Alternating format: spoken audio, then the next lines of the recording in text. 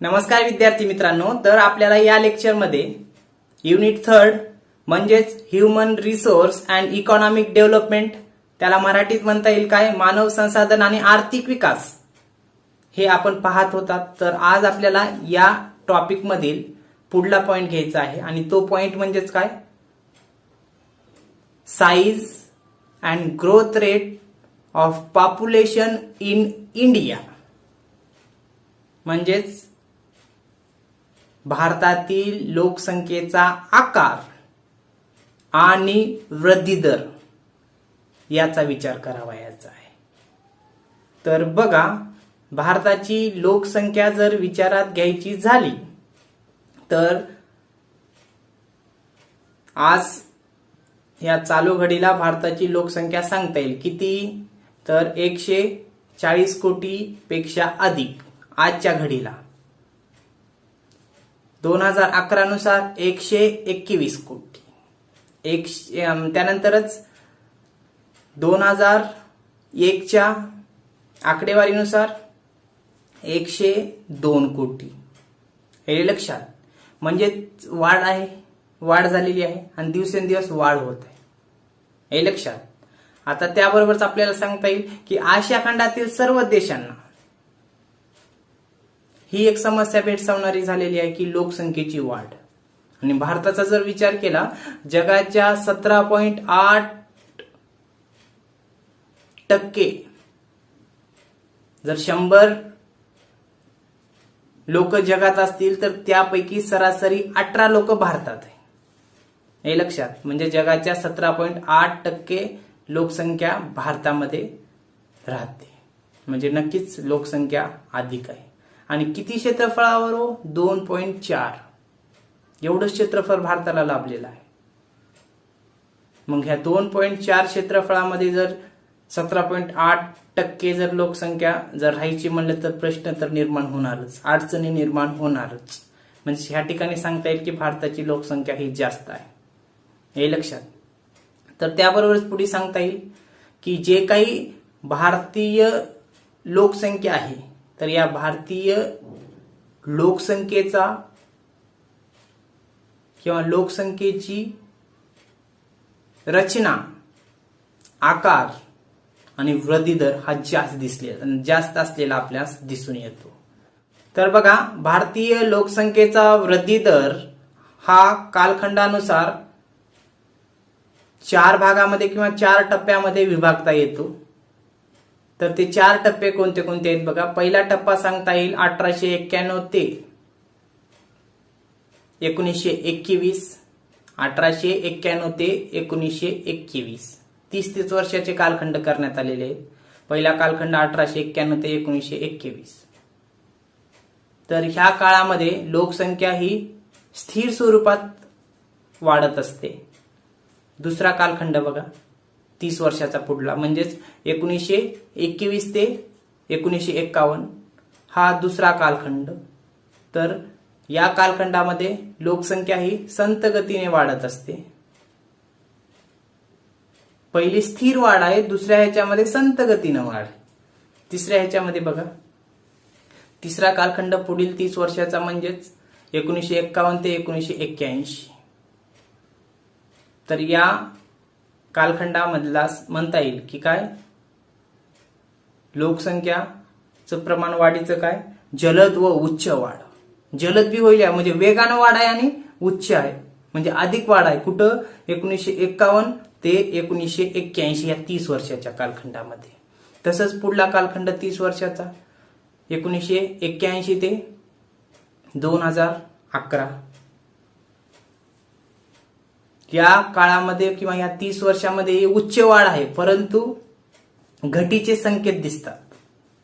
म्हणजे आता चालू घडीला, म्हणजे 2011 नंतर लोकसंख्या घटीचे संकेत कुठंतरी दिसून येतात, हे लक्षात. म्हणजे 1981 ते 2011 या काळात किंवा या 30 वर्षाच्या दरम्यान लोकसंख्या उच्च प्रमाणात वाढलेली आहे. पण काही संकेत पण भेटालेत. कोणते संकेत, की घटीचे संकेत, म्हणजे लोकसंख्या घटणार आहे आता पुढे चलून, हे सांगितलेलं आहे. तर आपण आता हे 4 टप्पे दिले आहेत, एक एक टप्पा घेऊ किंवा एक एक भागामध्ये त्याचा आपण विचार करू. तर बघा, पहिला विचार करू. पहिला भाग काय हो, पहिला टप्पा किंवा पहिला भाग जर सांगायचं झाला तर या अगोदर आपण काय करू, तर भारतीय लोकसंख्या बघू. 1891 ते 2011 या 120 वर्षामध्ये भारताची लोकसंख्या सरासरी 98 कोटी वाढलेली आपणास दिसून येते. हे लक्षात.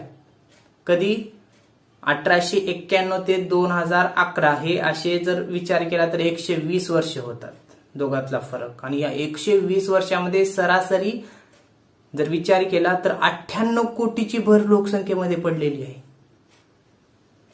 हे लक्षात. म्हणजे लोकसंख्या ही नक्कीच वाढलेला आहे. आणि लोकसंख्येचा दबाव कुठेतरी अर्थव्यवस्थेवरती दिसून येतो. म्हणजे जे काही इंडियन इकॉनॉमिक आहे यावरती कुठेतरी प्रेशर कशाचं आहे, पॉप्युलेशनचं दिसून येते.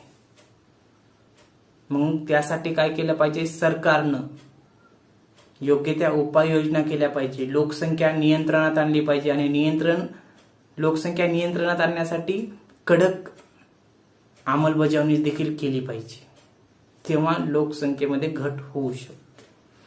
त्याबरोबरच पुढे काय सांगता येईल, ही जी काही वाढ झालेली आहे 120 वर्षामध्ये 98 कोटीची,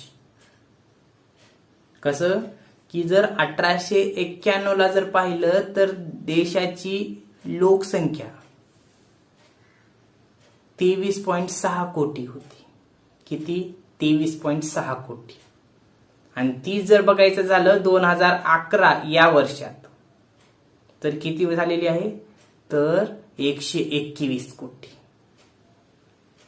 23.6 कोटी कुठं आणि 121 कोटी कुठं, म्हणजे जास्त आहे. हे लक्षात. म्हणजे नक्कीच भरमसाठ वाढ झाली आणि ही एक गंभीर समस्या आहे लोकसंख्येची, सांगता येते.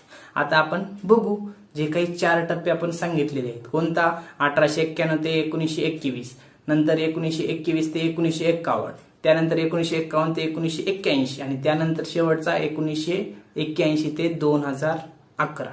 हे 4 टप्पे आपण बघू. तर बघा, पहिला टप्पा, हा टप्पा किंवा हा कालखंड 1891 ते 1921 या 30 वर्षाचा कालखंड आहे किंवा हा 30 वर्षाचा कालखंड सांगण्यात आलेला आहे. हा पहिला टप्पा. या पहिल्या टप्प्यामध्ये जर पाहायचं झालं तर 1891 साली भारताची लोकसंख्या ही 23.6 कोटी एवढी होती. कधी? 1891 मध्ये 23.6 कोटी लोकसंख्या. तर 1921 यामध्ये जर पाहिलं भारताची लोकसंख्या तर ती 25.1 कोटी. हे लक्षात. म्हणजे 23.6 वरून 25.1 कोटी एवढीच झालेली आहे. आणि या दरम्यान जर विचार केला वाढीचा तर आपण सांगितलेलं आहे कशी वाढ आहे, स्थिर आहे. तर या ठिकाणी बघा 23.6 कोटीवरून 25.1 कोटी म्हणजे वाढ तेवढी नाही, सरासरी 1.5 कोटीची आपण सांगू शकतो तिथं. हे लक्षात. त्याबरोबरच काय, 1911 ते 1921 या दरम्यान जो काही वृद्धी दर होता तो ऋणात्मक झालेला आपणास दिसून येतो. म्हणजेच ऋणात्मक म्हणजे निगेटिव्ह दिसून येतो. हे लक्षात. पॉझिटिव्ह जन्म म्हणजे जे काही ग्रोथ रेट आहे तो निगेटिव्ह आपल्याला दिसून येतो. कारण मृत्यूचं प्रमाण ही यावेळेस जास्त. आणि ते ऋणात्मक प्रमाण वृद्धी दराचं सांगता येईल -0.3 एवढं काय होतं की ऋणात्मक प्रमाण होतं वृद्धी दराचं. कधी? 1911 ते 1921 या 10 वर्षामध्ये. हे लक्षात.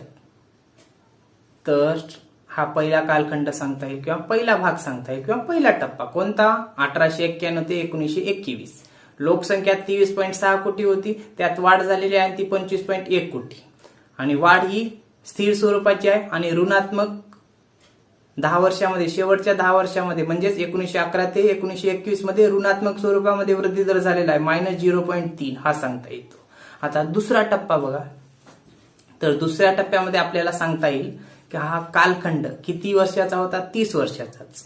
तर 30 वर्षाचा तर बघा 1921 पासून 1921 ते 1951 हा 30 वर्षाचा कालखंड. तर लोकसंख्या बघा 1921 साली भारताची लोकसंख्या ही 25.1 कोटी होती आणि ती वाढ झालेली आहे. आणि ती वाढून किती झालेली आहे तर 1951 मध्ये लोकसंख्या भारताची किती होती, 36.1 कोटी होती. हे लक्षात, म्हणजे वाढ झालेली आहे. हे लक्षात बघा की 25.1 कोटीवरून 36.1 कोटी म्हणजे सरासरी 11 कोटी लोकसंख्या वाढलेली आहे. हे लक्षात, या दरम्यान लोकसंख्या वाढलेली आहे, पण वाढ कशी आहे, संत गतीनं आहे. 1921 ते 1951 मध्ये या कालखंडामध्ये किंवा या 30 वर्षाच्या दरम्यान जी काही वाढ झालेली आहे संत गतीनं आहे. त्याबरोबर जर वृद्धी दराचा जर विचार केला, वृद्धी दर सुद्धा हा -0.3 वरून किती झालाय तर आपल्याला या ठिकाणी सांगता येतो की 13.3% हा वाढलेला आहे. हे लक्षात. हा दुसरा टप्पा सांगता येईल काय, 1921 ते 1951 हा दुसरा टप्पा आहे 30 वर्षाचा. या 30 वर्षाच्या कालखंडामध्ये 1921 साली लोकसंख्या किती होती तर 25.1 कोटी होती. त्यात वाढ होऊन 36.1 कोटी झाली आणि ही वाढ कितीची झालेली आहे, सरासरी 11 कोटीची वाढ झालेली आहे. आणि त्यासोबतच वृद्धी दराचा जर विचार केला तर -0.3 वरून किती झालेला आहे तर 13.3% पोहोचलेला आहे. हे सांगता येईल. आता पुढला टप्पा बघा,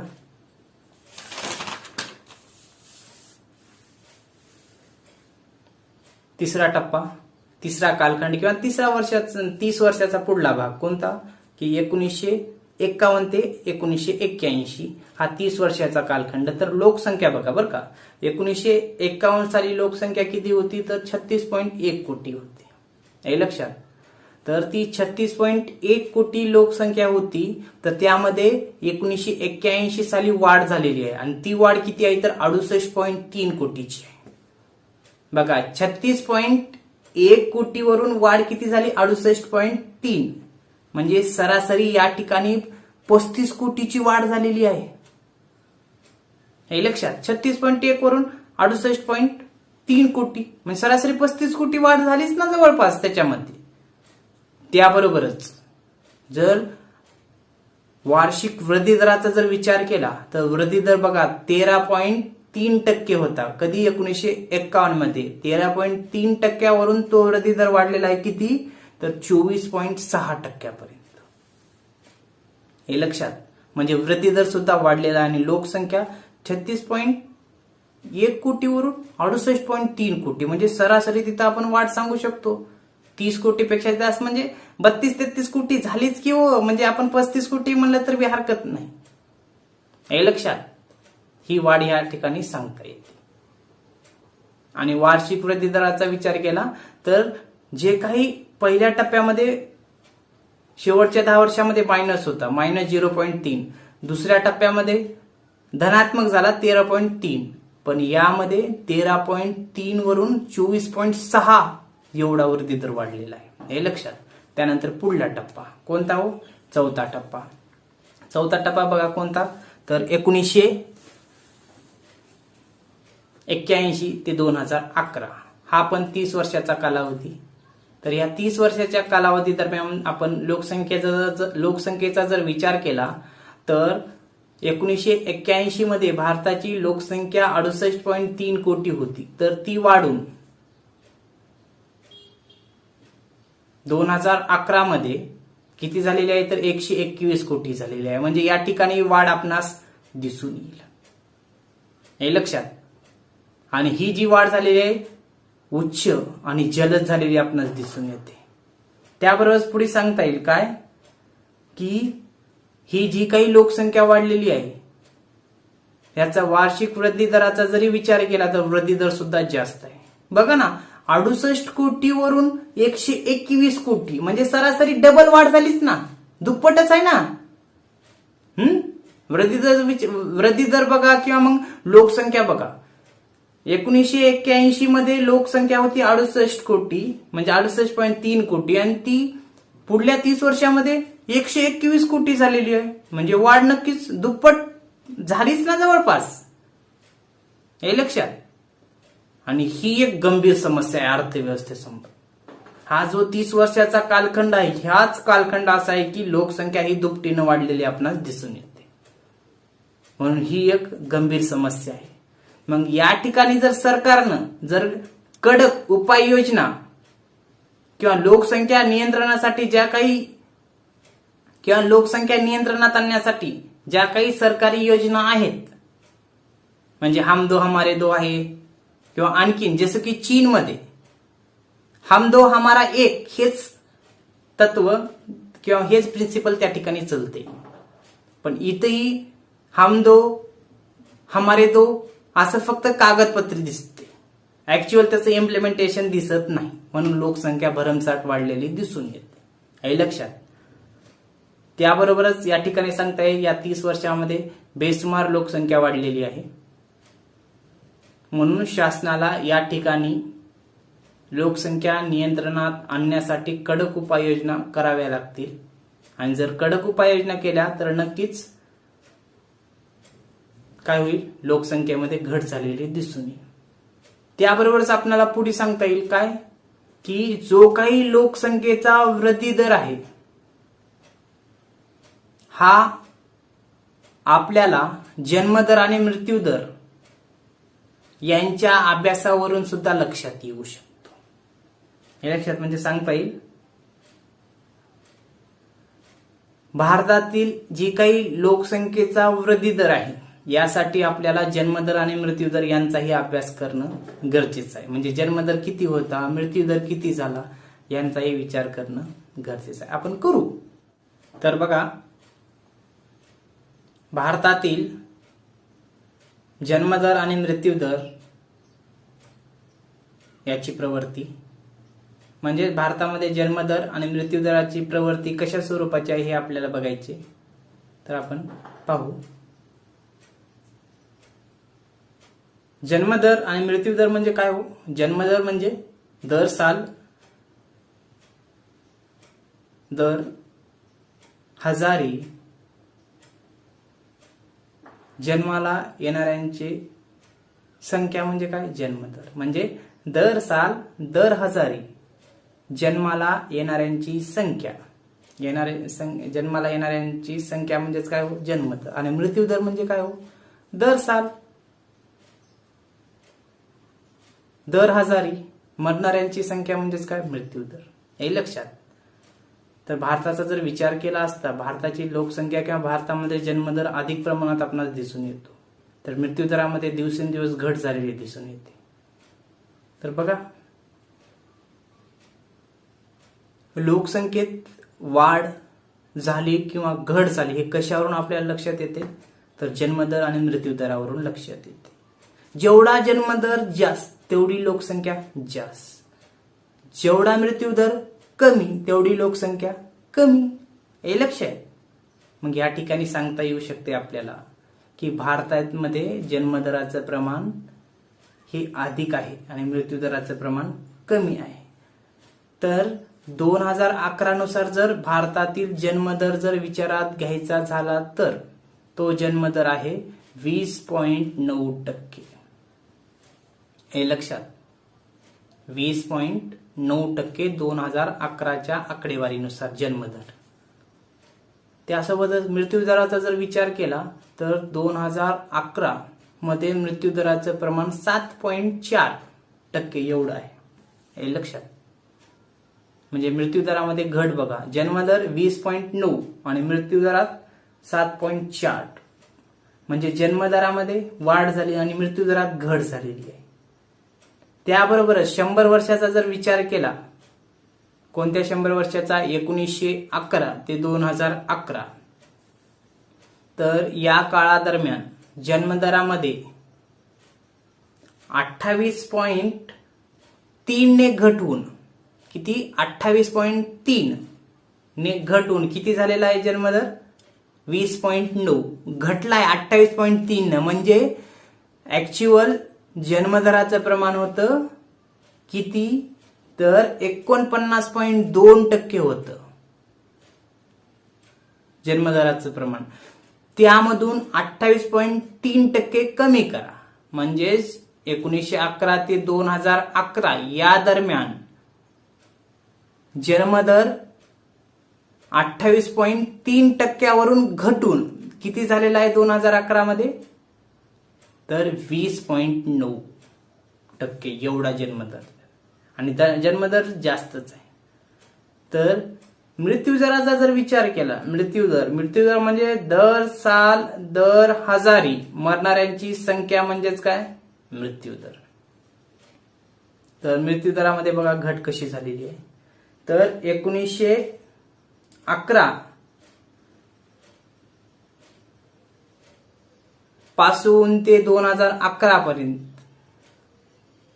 जी काही मृत्यूदरामध्ये घट झालेली आहे ती 35.2% आहे. त्या 35.2% घट झालेली आहे आणि ती घट कुठं येऊन थांबलेली आहे, 7.4%. हे लक्षात. म्हणजे ऍक्च्युअल मृत्यूदर भारतामध्ये जर सांगायचा झाला तर घट झालेला आहे किती, 32.2% घट झालेला आहे. पण घटून किती राहिलाय, 7.4%.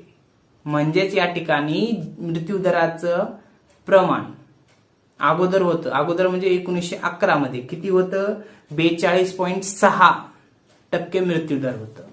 जन्मदर बघा किती, जन्मदर होता 49.2% आणि मृत्यूदर किती होता त्याच वेळी, तर 42.6% एवढा होता. आणि हा घटलेला आहे आणि घटून किती झालाय, 7.4% आलेला आहे. म्हणजेच या ठिकाणी सांगता येईल की जन्मदरामध्ये अपेक्षेप्रमाणे घट झाली नाही आणि मृत्यूदरामध्ये अपेक्षेपेक्षा जास्त घट झालेली आहे. म्हणून ह्या ठिकाणी सांगता येईल भारताची लोकसंख्या वाढण्याचं कारण जन्मदर हा वाढतच गेलेला आहे आणि मृत्यूदर हा कमी होतच गेलेला आहे. येले लक्षात. म्हणून भारताची लोकसंख्या आज घडीला हे जास्त असण्याचं कारण का, कारण जन्मदराचं प्रमाण अधिक आहे आणि मृत्यूदराचं प्रमाण घटत गेलेलं आहे. हे लक्षात. तर या ठिकाणी हे सांगू शकतं, म्हणजे सांगता येऊ शकते काय, भारतामध्ये जन्मदर जास्त आहे तर मृत्यूदर कमी आहे आणि जन्मदर हा काय झालेला आहे, वाढत गेलेला आहे आणि मृत्यूदर हा घटत गेलेला आहे. म्हणून लोकसंख्या ही वाढलेली दिसून येते. आता आपल्याला पुढे बघायचे काय, जन्मदर आणि मृत्यूदराचे कारण काय आहेत, तर बघू. तर बघा, जन्मदराची म्हणजे जन्मदर वाढण्याची कारण अगोदर आपण पाहू. म्हणजे जन्मदराच्या वाढीचे कारणे. तर बघा, पहिलं कारण सांगता येईल की विवाहाची सार्वत्रिक पद्धत. म्हणजे भारतामध्ये विवाहाचं जे काही प्रमाण आहे, अल्प वयामध्येच विवाह केला जातो, म्हणजे कमी वयातच लग्न केलं जाते, म्हणून त्यामुळे जन्मदर जास्त आहे. त्याबरोबरच पुढलं सांगता येईल काय, अल्प वयातील विवाह, कमी वयामध्ये लग्न केलं जाते आणि कमी वयात जर लग्न केलं तर काय होऊ शकते, जन्मदरात वाढ होऊ शकते. त्याबरोबरच दारिद्र्याच्या प्रमाणात वाढ. जेवढी गरिबी जास्त, गरीब असलं की लोकांना काय वाटते, आता गरिबी भरून काढायचे, मग काम करणारे सध्या 4च हात आहेत, दोन्ही नवरा बायको म्हणजे 4 हात. ते काय विचार करतात, मग जास्तीत जास्त मुलं जन्माला आली तर ते कामाला लागतील. हे लक्षात. म्हणून ते काय करतात, आणि सांगितले मी अगोदरच काय, दुसऱ्या अवस्थेमध्ये काय होते, म्हणजे पहिल्या अवस्थेमध्ये लोकसंख्या ही कशी होती, स्थिर स्वरूपात होती. जास्त जन्मदर बी होता आणि मृत्यूदर ही जास्त होता. का, लोकांची टेंडन्सी कशी होती तिथं, की जेवढे अपत्य जास्त तेवढं उत्पन्नाची साधनं जास्त. हे लक्षात. आणि दुसऱ्या अवस्थेमध्ये लोकसंख्या वाढलेली आहे. तर या ठिकाणी सांगता येऊ शकते की काय, दारिद्र्याच्या प्रमाणात वाढ. जर दारिद्र्य जर जास्त असेल, गरिबी जर जास्त असेल, तर लोकांचं काय विचार कसं होतोय की गरिबी आहे जर जास्त मुलं जन्माला घातले तर 10-15 वर्षात हाताला येतील आणि ते कामाला लागतील आणि उत्पन्नाचं प्रमाण अधिक होईल. म्हणून ते दारिद्र्य रेषेखालील असलेल्या लोकांचं प्रमाण अधिक असल्यामुळे सुद्धा जन्मदर वाढत जातो. त्यानंतर धार्मिक अंधश्रद्धा. देशामध्ये आपण पाहतो वेगवेगळे धर्म, वेगवेगळ्या जाती कार्यरत आहेत आणि प्रत्येक धर्माची किंवा जातीची जी काही रूढी परंपरा वेगवेगळी असते. म्हणून धार्मिक अंधश्रद्धा मोठ्या प्रमाणात दिसून येत असल्यामुळे सुद्धा जन्मदरामध्ये वाढ होतो, हे लक्षात. त्यानंतर एक कुटुंब पद्धतीचा अभाव. म्हणजे भारतामध्ये एक कुटुंब पद्धतीचा अभाव, एकत्र कुटुंब राहत नाही, अभाव दिसून येत आहे सध्या. त्याचं कारण म्हणजे काय? प्रत्येकाला स्वतंत्र विभक्त राहू वाटत आहे. मी म्हणलं आणि आपण पाहिलं पण, तिसऱ्या अवस्थेमध्ये लोक हे स्वतंत्र राहण्याचा प्रयत्न करत असतात, साक्षर असतात, शिक्षण घेत असतात. मग त्यांना एकत्र राहणं नको वाटते म्हणून ते स्वतंत्र, दोन्ही नवरा बायकोन 2 लेकरं असतील तर ते वेगळं राहण्याचा प्रयत्न करत असतात. म्हणून एकत्र किंवा एक कुटुंब पद्धतीचा अभाव असल्यामुळे सुद्धा जन्मदर वाढतो. का? एकत्र जर असले तर भावाचा मुलगा असतो किंवा मग लेकरं तर बरेच असतात ना एकत्र जर कुटुंब राहिले. पूर्वी तसंच होतं बघा. काय? एकत्र कुटुंब राहत होते, एका कुटुंबामध्ये 12-25 जण राहत होते. त्यामुळं लेकराची कमतरता भासत नव्हती, वंशाचा दिवा लागत नव्हता किंवा उत्पन्नाचं प्रमाणही जास्त होतं. कारण कुटुंबामध्ये एकत्र कुटुंब होतं. 20-25 जर एका कुटुंबामध्ये असते तर काम करणारे पण जास्तच होते ना. पण इथं अभाव वेगळा आहे. काय? एकत्र कुटुंब राहत नाही, मग त्यांना काहीतरी उत्पन्नाचं सोर्स बघावं लागते. स्वतः म्हणजे एक व्यक्ती उत्पन्नाचं सोर्स जास्तीत जास्त किती उभारू शकतो, किती काम करू शकतो, आणि त्या ठिकाणी जर एकापेक्षा जास्त व्यक्ती असतील तर फरक पडतो ना. म्हणून एकत्र कुटुंब पद्धतीचा अभाव सुद्धा असल्यामुळं जन्मदरात वाढ होते. त्यानंतर निकृष्ट दर्जाचे राहणीमान. लोकांचं राहणीमान जर निकृष्ट असेल, आता निकृष्ट राहणीमान म्हणजे काय? त्यांना रोजगार भेटत नसेल, शिक्षण भेटत नसेल, म्हणजे जे निरक्षर लोक असतात, शिकलेले नसतात, त्यांना काही माहीत नसते म्हणजे त्यांना ऍक्च्युअल सध्या समाजामध्ये ऍक्च्युअल काय स्थिती आहे हे त्यांना कळत नाही. मग ते काय करणार? रोजगार नाही, बेरोजगार आहे, लग्न कुठं तर करणार, लग्न करून मग लेकरं जन्माला घालणार आणि लेकरं जन्माला आल्यानंतर काय होईल? हाताला येतील, कुठंतरी कामधंदा बघतील. म्हणून सुद्धा निकृष्ट राहणीमानाचा दर्जा हे सुद्धा एक कारण ठरू शकते की जन्मदरामध्ये वाढ करण्यासाठी, हे लक्षात. पुढे निरक्षरतेचे प्रमाण. निरक्षरता जास्त असल्यामुळे काय? जन्मदर सुद्धा वाढत असतो. कारण पहिल्या अवस्थेमध्ये आपण बघितले काय? लोक शिकलेले नव्हते, लोक ग्रामीण भागामध्ये विभागलेले होते, त्यांच्या जुन्या विचारशैली होत्या किंवा त्यांची विचार करण्याची पद्धत जुनी होती, रूढी परंपरानुसार होती, म्हणून ते जास्त जन्माला लेकरं घालायची, म्हणून जन्मदर जास्त होता. मग जर शिकलेला असेल, केरळ राज्याचं उदाहरण दिलं मी, केरळ म्हणजे साक्षरता जास्त. का? त्याचं कारण म्हणजे काय? तिथली लोकसंख्या जास्तीत जास्त शिक्षण घेत असते, म्हणून ते राज्य साक्षरतेमध्ये भारतामध्ये पहिल्या क्रमांकावर होते. म्हणून निरक्षरतेचे प्रमाण सुद्धा, बालमृत्यूचे वाढते प्रमाण, मुलं जन्माला घातली जगत नाहीत. जगत नसल्यामुळं काय? एक मुलगा जगला नाही तर परत दुसरा जन्माला घालायचं, दुसरा जगला नाही तर तिसरा जन्माला घालायचं. म्हणून असं करत करत जी काही लोकसंख्या आहे ती वाढत जाते आणि जन्मदराचं प्रमाण हे आपल्याला दिसून येते. त्याबरोबरच भारतीय हवामानातील बदल. हवामानामधील बदल म्हणजे काय? जन्माला आल्यानंतर एखाद्या राज्यातील हवामान थंड असू शकते, उष्ण असू शकते, मग ते तिथल्या त्या मुलाला किंवा बाळाला ते पोषक ठरलं असं नाही, हे लक्षात. म्हणून त्या ठिकाणी सुद्धा हे कारण सुद्धा होऊ शकते की भारतीय हवामानातील बदल हा सुद्धा जन्मदराला कारणीभूत आहे.